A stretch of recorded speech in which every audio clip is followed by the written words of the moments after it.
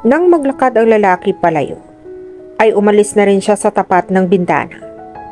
Sinikap ni Laika na hindi mag-cross ang landas nila ni Blake ng araw na iyon. Alam niyang kailangan nilang mag-usap upang mai-report nito sa kanya ang kasalukuyang operations ng farm. Sa 2 linggo na wala siya, pero hindi niya kayang harapin ang lalaki. Saka na kapag kaya niya na itong tingnan na hindi naalala ang kahihiyan kahapon. Nang malamang nasa production area ng orchids ang lalaki, pinili niya sa tulips at roses pumunta. Malawak ang farm kaya posible sa loob ng isang araw ay hindi sila magkita ng lalaki.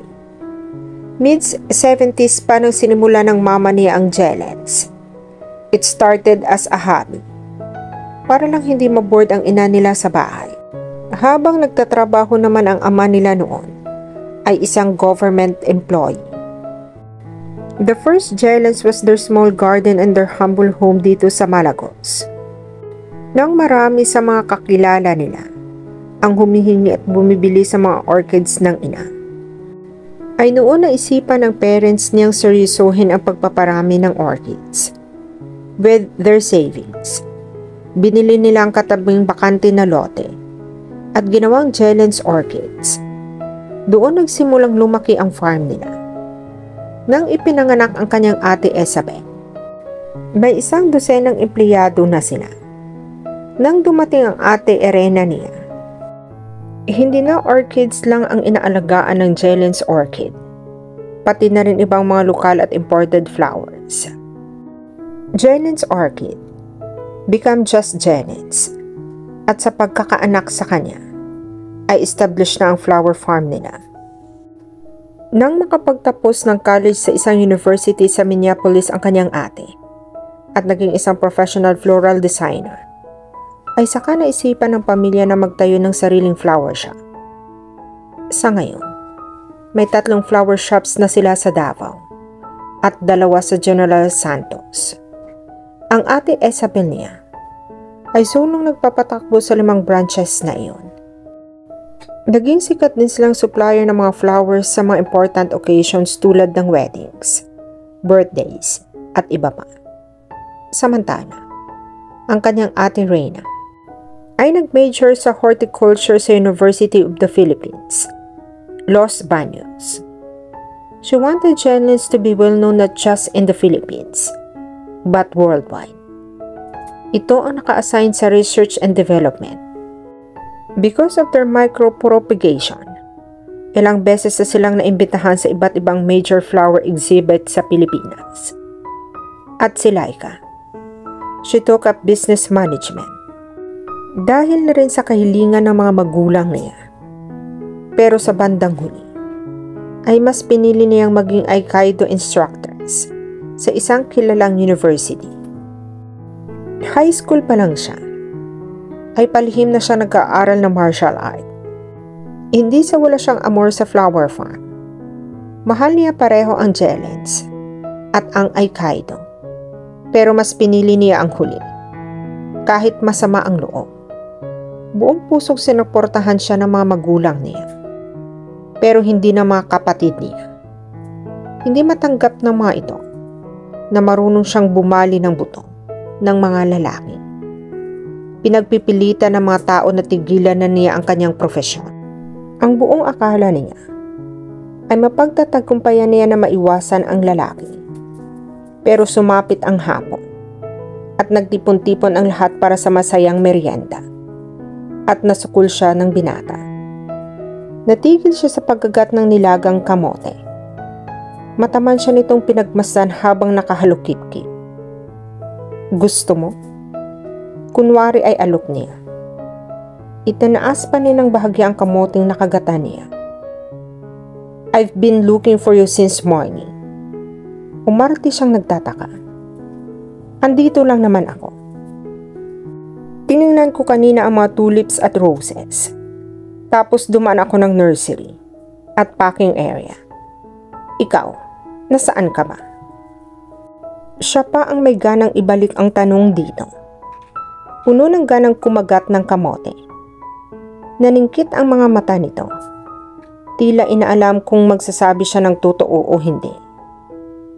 Do you have any intention of studying the progress report or not? It seems ako pang prosegido magtrabaho kaysa sa iyo. Kumibit siya ng balikat. Ako ang alien ng pamilya Fernandez. Masanay ka ng kakaiba talaga ako. Nag-effort pa siyang marahang tapikin ang balikat nito, kahit na nakabenda ang kamay niya. Pagkatapos ay nilagpasan ito. Are you avoiding me? Patigil na siya sa paglalakad at humarap sa lalaki. Ako? Itinuro niya ang kanyang sarili. Umiiwas sa iyo? Bakit naman? Tanggi niya. Sino bang magnanakaw ng umaamin? Ito naman ang kumibit ng balikat. I don't know. Maybe because I've seen you at your weakest yesterday. And you can't accept that of all people. Ako pa nakakakilala mo lang ang nakakita niyo. Umigas ang isang kilay ni Laika. Ikinuyom niya ang walang sugat na palad para pigilan ang kanyang sarili. Kung pwede lang balibagin ulit ang lalaki, ginawa na niya. Makatarungan bang isawalat ang totoong nararamdaman niya? Wish mo lang. Humaba ang nguso niya. Lahat ng tao may kanya-kanyang takot. So it happened na ang takot mo ay ang doktor. Di nga. Sige nga. Ikaw. Anong kinatatakutan mo? Akala mo naman kung sinong ka-close ko na makapag-advise. Hindi ito nakasagot. Napaismid siya. Hindi ko lang alam. Kung wala ka lang kinatatakutan, o sinabi mo lang iyon para kunwari ay mapalubag ang loob ko. Aniya at pagkuway tinalikuran na ito. Wait! Bukas. Itinaas niya ang kanang kamay, habang nakatalikod pa din dito. Pag-usapan natin ang tungkol sa farm. Lihim siyang napangiti. Hindi siya normal na suplada at palaaway. Trip lang talaga niyang kalabanin ang lalaki. Walang konkretong sagot dahil hindi niya alam kung ano ang mas malalim na sagot sa ginagawa niya. Sa totoo lang, hindi mahirap para kay Laika ang pag-aralan ang farm. Doon siya lumaki. Playground nilang magkakapatid ang buong farm at ampon siya naman nakamulatan nilang mga empleyado. Kung noong una niyang makita si Blake, ay duda siya sa kakayahan nito. Ngayon ay hindi. Habang pinapaliwanag nito ang last 2 weeks reports, sa kanya ay napatunayan niyang ito ang karapat-dapat na maging assistant niya. Mapupunan nito ang pagkukulang niya. Alam mo ba kung paano magiging hydrangea ang isang hydrangea? Sa kalagitnaan ng report nito, ay sabat niya. What? Nakakunot ang noo nito. Nagtataka sa tanong niya. Ang isang Lysantheus. Alam kung paano maging Lysantheus? Hindi pa siya nagpaawat. Go direct to the point, Miss Laika. At ayun na naman ang tono nitong parang isang ekstriktong CEO na walang nagawa kundi ang gumalang sa sekretarya nito. Laika, walang miss. Pagtatama niya. Ang ibig kong sabihin, para maging successful ang isang kumpanya, dapat alam mo kahit kaliit-liitang trabaho ng mga empleyado mo. Dapat alam mo kung paano alagaan ang isang bulaklak. Dahil kung wala ka iyon, anong ibibigay mo sa mga kliyente? And you're saying, nakamulatan ko na ang pag-aalaga at pagtatanim ng lahat ng mga nakikita mong bulaklak dito.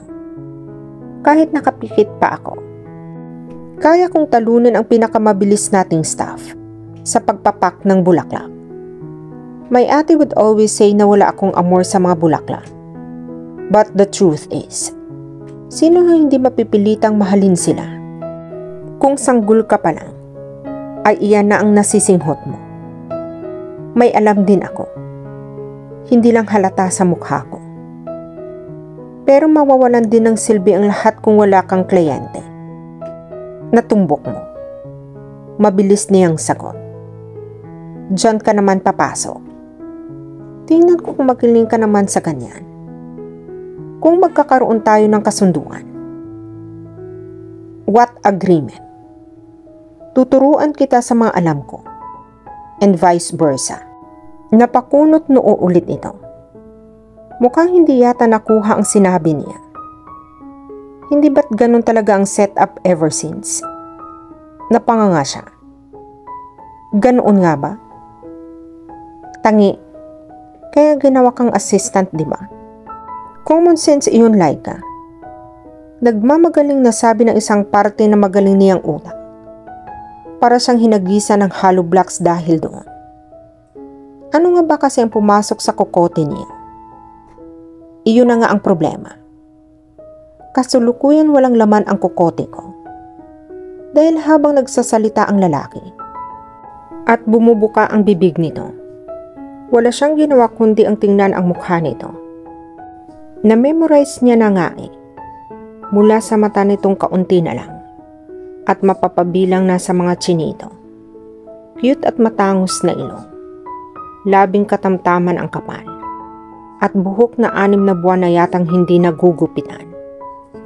Kung trip pa nito ay pinusod iyon ng lalaki. Iyon nga lang ay mas marami pa ang kumakawalang buhok kaysa napusod nito. Bakit sabi mo na hindi? Parang batang pang-aaway niya. Rinig na rinig niya ang tibok ng puso niya. Who said so? Napanganga ulit siya. Sumagot ba ito ng hindi? Hindi, gaga. Nag-assume ka lang. Tanong ang sinagot niya sa tanong mo. Napakagat labi siya sa kastupiduhan niya. 2 araw pa lang silang magkakasama ng lalaki. At 2 beses na rin siyang nagmukhang tanga sa harap nito. Huwag naman sana na sa 6 na linggo nilang pagsasama ay ganun katagal din siyang magiging tanga. Siya mismo ang babalibag sa sarili niya. For the first time, napahalakhak si Blade. Napapitlag tuloy siya. Nang tingnan niya ang lalaki, mukhang alam niya kung anong pinagtatawanan nito. Ang sitwasyon at mukha niya. Nice one, Laika. Sarkastikong bati niya sa sarili. Naabutan ni Army si Laika sa greenhouse ng hydrangea o ayon sa research ng kapatid niya ay mas kilala bilang Mil Flores o Thousand Flowers sa Pilipinas. Nakikipagtawanan ito sa may edad na tauhan doon at tumutulong sa pamimitas. Kakatapos lang niya supervise ang mga tao sa pagluload ng gerbera, tulips, carnation, at lilies para sa kliyente nila. Hindi pa sila tapos sa pagpapak ng orchids, milflores, at roses. Kaya napagpasyahan niyang hanapin muna ang dalaga. Pare, sa wakas ay napansin din siya ng babae nang malapit na siya rito. Kapipitas lang nito ng isang tangkay na milflores na kulay blue. Napakunot noo siya. Mukhang kailangan niya ng sanayin ang sarili sa paiba-ibang tawag sa kanya ng babae. Sa 3 araw nilang pagsasama, 3 beses na rin siya nitong tinawag ng iba't ibang pangalan. Brad, pare, gusto mong subukan? Nakangiting inalok nito sa kanyang hawak na cutter. Malapad ang ngiti at mas naging pinkish pa ang bisngi nito ng umagang iyon. Nakalugay ang buhok nito. At mukhang simula noong lumabas ng bahay ay hindi pa nagsusuklay. Sa kabila niyon ay maaliwalas ang mukha ng dalaga. Maybe because Jesus was having a good time bonding with the staff. Naiintindihan niya ngayon kung bakit lahat na nakakakwentuhan niya ay nagsasabing mas gusto ng mga ito si Laika kaysa sa 2 nitong nakakatandang kapatid. Kahit pa sabihing hindi ito 100% na tumutulong sa farm. Si Laika lang ang walang arting nakikihalubilo sa mga tao. Kung ituring ng dalaga ang mga ito, ay parang kauri lamang. Umiling siya. Feared it might reveal his true identity. Kung nitong nakalipas na araw, ay puro report at orientation about Jelen's client ang ginawa nila ni Laika. Mukha ngayon at sa mga susunod pa ay araw naman ni Laika. He was tempted to accept his offer last time, na magtulungan silang turuan ang isa't isa. At dito na po nagtatapos ang part 6 ng ating kwento. Sabay-sabay po nating abangan ang susunod na kabanata. Be good, be safe, and God bless po everyone.